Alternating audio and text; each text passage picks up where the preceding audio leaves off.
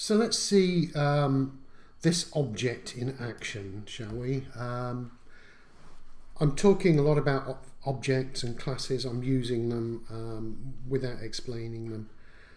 I want to show you roughly what's going to happen here, and the fact that an object is doing a great deal of work behind the scenes. That's the purpose of object-oriented programming.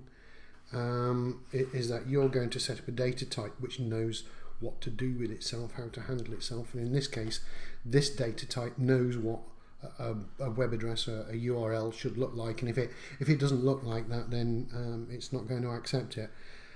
However, with a lot of that sort of automation going on behind the scenes, which you're not used to, it's difficult to sort of work out how you're going to program things, because you need to know what every object's going to do, and it's not very clear. So let me just take you through this object. We're going to use something that we've used before.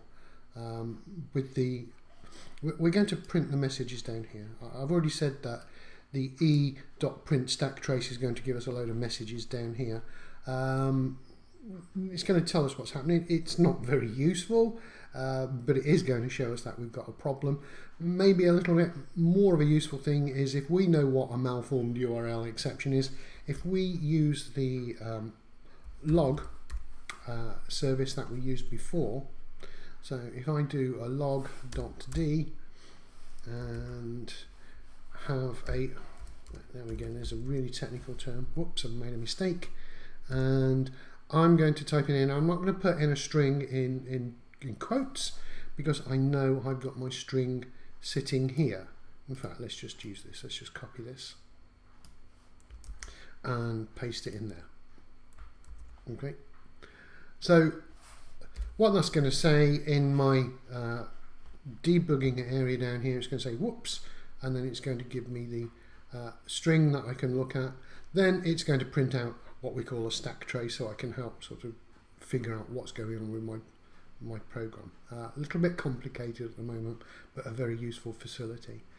So let's run the program and see it working with no error. We've got no error, or should have no error, because we've got a well-formed URL there. So I click OK. Now the program's going to do nothing. Remember, we put this back to null, so it's not going to return anything. There's nothing to print out. Let's just wait till it builds and it's installing.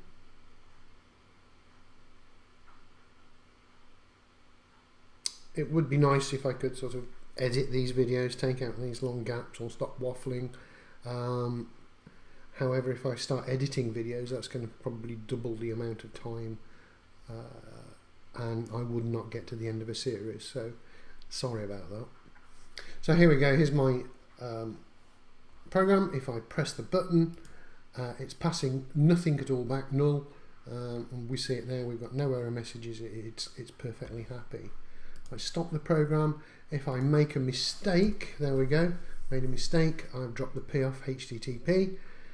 Just to prove that it won't accept any string, it has to be a well-formed URL. It doesn't have to be a correct URL, so we could point it to an incorrect website, and if we did, we'd need another catch block here to say, oh, there's no website. At the moment, we're just going to say, oh, I'm sorry, we can't send one at all. We can't send a request because you haven't formed the URL correctly. So there we go. That's all I've done. It's taken the P out. I'm going to run the program again. There we go. So it's all up and running. Let's get the emulator up.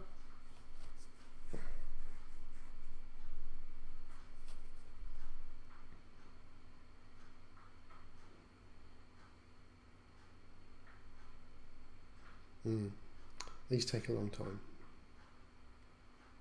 There we go. I'm going to do exactly the same job. I'm going to press the button.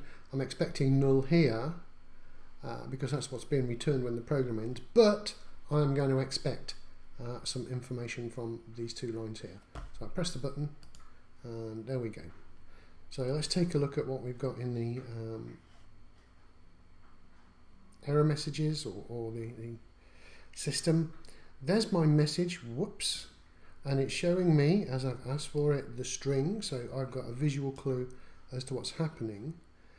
Below it is the stack trace that has been printed out, and it's just telling me it's a system error, and then it's going through all the possibilities that I could check through right up until well, it's every tiny little piece of programming that's going on in the background, and I can look for an error in that.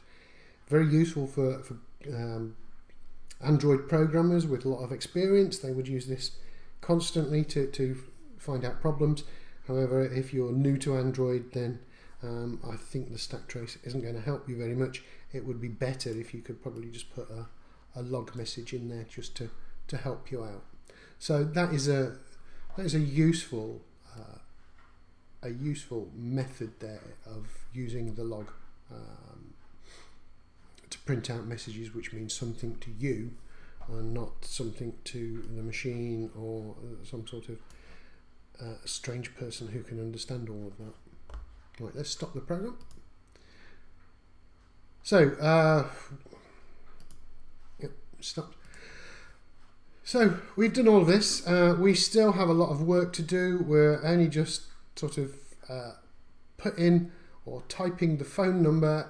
If you want to think of it in making a call to a friend, we're just giving the phone number to the phone. We're ready to type the phone number in and establish a connection, or if you prefer in web terms, we're ready to get the web address and then establish a connection to the website so that we can communicate. A little bit of theory is needed for the next section. We're going to think about handshaking and data streams.